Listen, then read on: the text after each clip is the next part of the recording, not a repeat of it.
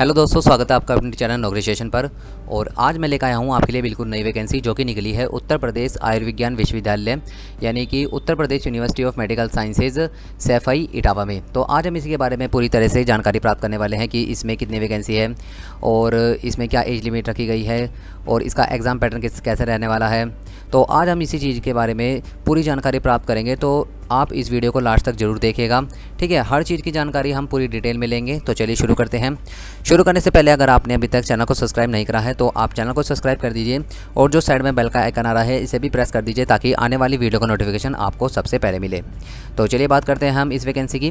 तो सबसे पहले हम यहाँ पर सैलरी की बात कर लेते हैं, क्योंकि इन्होंने इस नोटिफिकेशन में सबसे पहले सैलरी ही दे रखी है। तो लेवल 7 के अकॉर्डिंग जो है आपको सैलरी मिलने वाली है, जो कि 40,900 से लेकर और 1,42,400 तक जाने वाली है।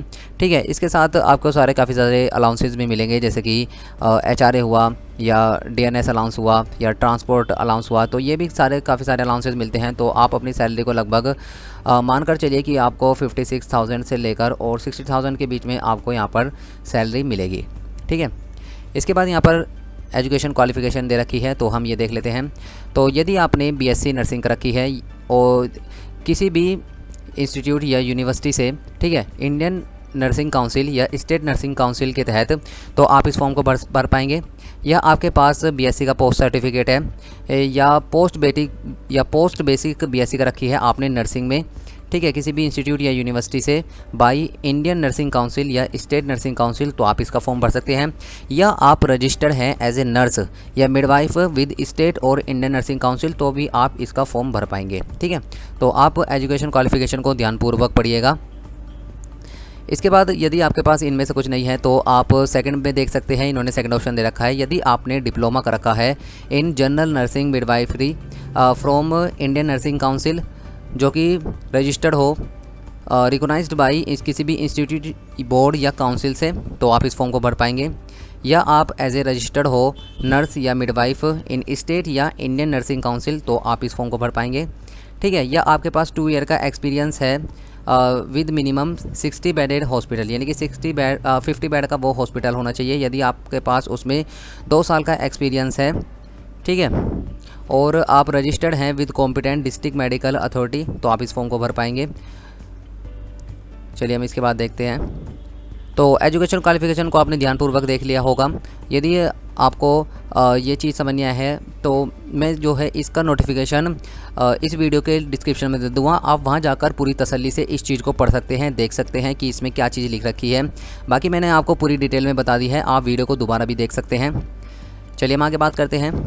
तो एज लिमिट की देख लेते हैं। तो अगर आपकी एज 18 से 40 साल के बीच में है तो आप इस फॉर्म को भर पाएंगे। जो आपकी एज कैलकुलेट होगी वो 1 जनवरी 2023 के अकॉर्डिंग काउंट होने वाली है। ठीक है, चलिए हम आगे देखते हैं। नंबर ऑफ़ वैकेंसी की बात कर लेते हैं। तो टोटल वैकेंसी जो है आपके पास 600 रखी गई है। ठीक है, इसमें आप कैटेगरी वाइज देख सकते हैं। जनरल की 240 वैकेंसी है, EWS की यहाँ पर 60 वैकेंसी है, OBC की यहाँ पर 162 वैकेंसी रखी गई है, SC की यहाँ पर 126 वैकेंसी है, ST की यहाँ पर 12 वैकेंसी है। ठीक है, तो इस प्रकार से जो टोटल नंबर ऑफ़ पोस्ट है हमारे पास वो 600 है। इसके बाद यहाँ पर कुछ दिव्यांग के लिए दे रखी है, एक्स सर्विसमैन और फ्रीडम फाइटर्स के लिए यहाँ पर रिजर्वेशन रखा गया है। एप्लीकेशन फ़ीस की बात करते हैं। तो एप्लीकेशन फ़ीस सबसे पहले यहाँ पर लिख रखी है। तो application fees is not refundable, तो रिफंडेबल फ़ीस नहीं है। अगर आपने एक बार फ़ीस जमा कर दी तो आपको वापसी नहीं होगी। देखिए यहाँ पर लिख रखी है जनरल की 2,000 रुपये फ़ीस है, जिसमें 18% GST लगेगा। तो जो आपको पूरी फ़ीस पड़ेगी वो पड़ेगी 2,360। ठीक है, OBC और EWS की भी सेम है, तो इन्हें साथ ही क्यों नहीं लिखा इन्होंने, ये मुझे समझ नहीं आता। ठीक है, अलग अलग लिख रखा है। इसके बाद SC ST के देखते हैं। तो 1,200 रुपये फ़ीस है, 18% GST के हिसाब से जो आपके बैठेंगे 216 रुपये, तो आपकी जो टोटल फ़ीस है वो पड़ेगी 1,416 रुपये SC ST की। चलिए हम आगे देखते हैं। तो जो इसका पेपर रहने वाला है वो ऑनलाइन मोड में रहने वाला है। सिलेक्शन प्रोसेस की बात करते हैं। जो आपकी सबसे पहले फॉर्म फिल किस प्रकार से होगा, तो सबसे पहले आपको रजिस्ट्रेशन करना होगा। ठीक है, उसके बाद आपको अपनी डिटेल डालनी होगी। इसके बाद आपको फ़ोटो, सिग्नेचर और अदर जितने भी डॉक्यूमेंट है, जैसे कि कास्ट सर्टिफिकेट और डोमिसाइल वगैरह वो मांगेंगे, तो वो सब चीज़ें देनी होंगी। और इसके बाद आपको फ़ीस पेमेंट करनी होगी और लास्ट में आपको प्रिंट आउट लेना होगा। तो आप प्रिंट आउट ज़रूर लीजिएगा एप्लीकेशन फॉर्म का, क्योंकि ये डॉक्यूमेंट वेरिफिकेशन में काम आता है। ठीक है, तो आप इस चीज़ का ध्यान रखिएगा। तो आप इसका फॉर्म किस प्रकार से भर सकते हैं, तो आप ऑनलाइन फॉर्म जाकर भर सकते हैं इनकी ऑफिशियल साइट www.upums.ac.in पर जाकर। कब से कब तक चलने वाले हैं इसके फॉर्म, तो 19 मई 2023 से इसके फॉर्म स्टार्ट होंगे और 8 जून 2023 तक इसके फॉर्म चलेंगे।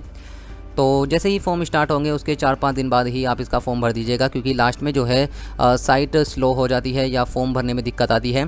तो जैसे ही फॉर्म स्टार्ट होता है वैसे ही आप 5-6 दिन छोड़कर इसका फॉर्म डाल दीजिएगा।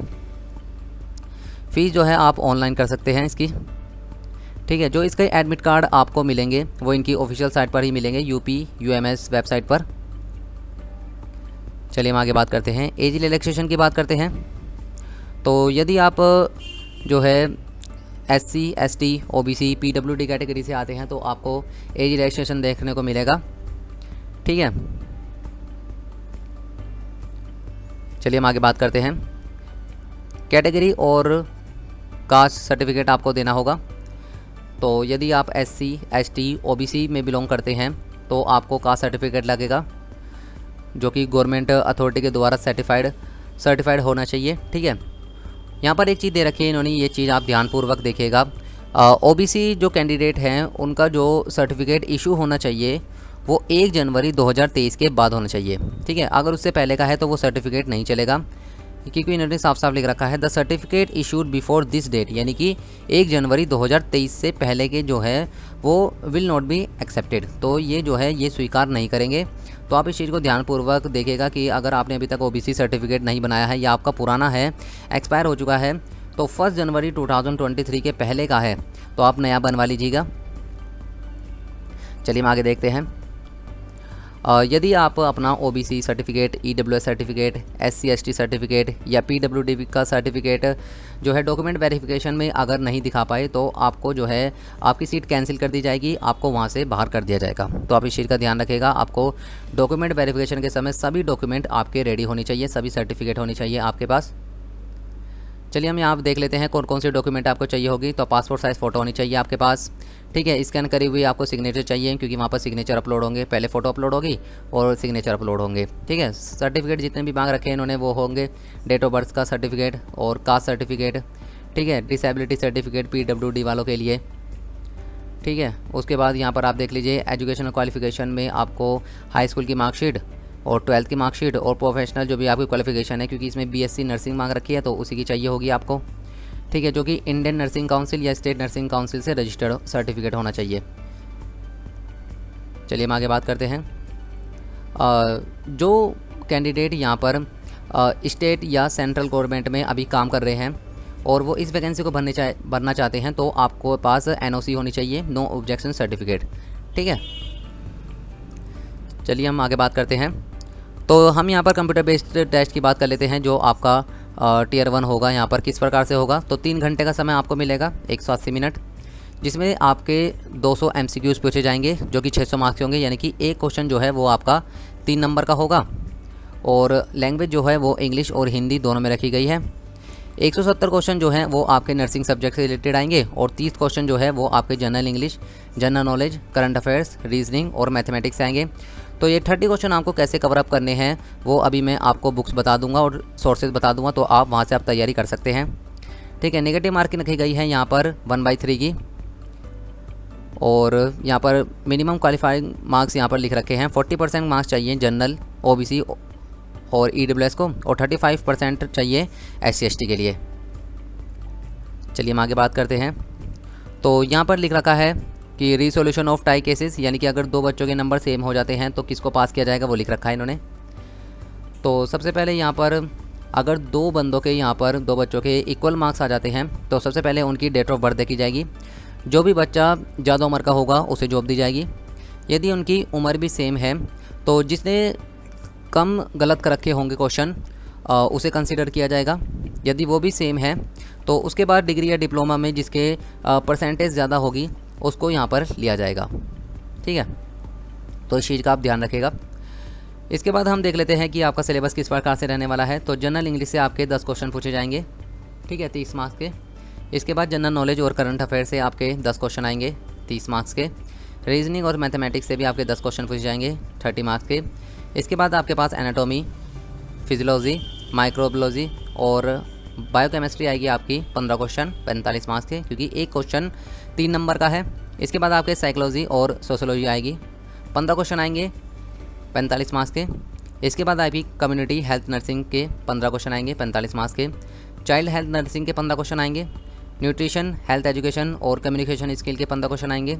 मेडिकल सर्जिकल नर्सिंग के 15 क्वेश्चन आएंगे। मेडिकल हेल्थ नर्सिंग के 15 क्वेश्चन आएंगे। मिडवाइजरी एंड गायनोकोलॉजी नर्सिंग के 15 क्वेश्चन आएंगे। Nursing education, research and statics के आपके 15 क्वेश्चन आएंगे।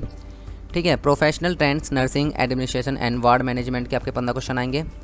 Fundamentals of nursing and first aid के आपके 20 क्वेश्चन आएंगे 60 मार्क्स के। तो इस प्रकार से हमारे जो टोटल नंबर ऑफ क्वेश्चन बनते हैं वो 200 बनते हैं और टोटल नंबर ऑफ मार्क्स बनते हैं 600, क्योंकि एक क्वेश्चन 3 नंबर का है।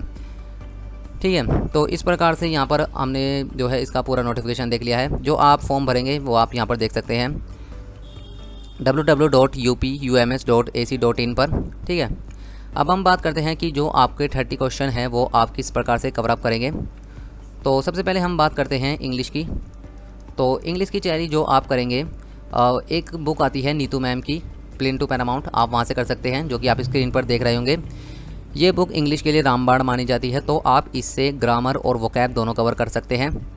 इसके बाद हम बात करते हैं जीके की। तो जीके के लिए आप लूसेंट की बुक ले सकते हैं। ठीक है। लूसेंट की बुक सफिशिएंट रहेगी इस पेपर के लिए। करंट अफेयर्स की बात करते हैं हम, तो करंट अफेयर्स आप ऑनलाइन पढ़ सकते हैं यूट्यूब से। एक चैनल है हमारे पास रवि स्टडी IQ करके, ये सर जो है यहाँ पर करंट अफेयर्स पढ़ाते हैं, काफ़ी अच्छी करंट अफेयर्स पढ़ाते हैं CGL लेवल की, तो आप यहाँ से कर सकते हैं।